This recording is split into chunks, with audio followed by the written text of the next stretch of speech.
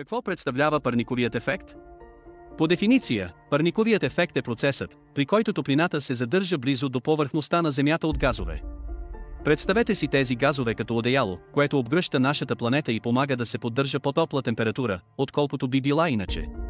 Но нека се съсредоточим само върху частта топлина, задържана близо до повърхността на Земята от газове. Тези газове действат като одеяло, поддържайки по-топла температура, отколкото би била иначе. Но как?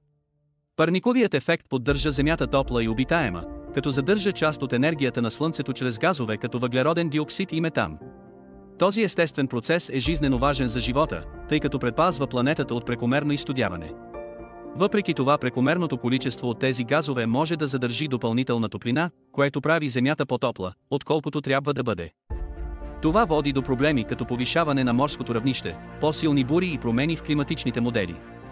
Чрез намаляване на замърсяването и използване на чиста енергия можем да помогнем за балансиране на парниковия ефект и да защитим нашата планета за бъдещите поколения.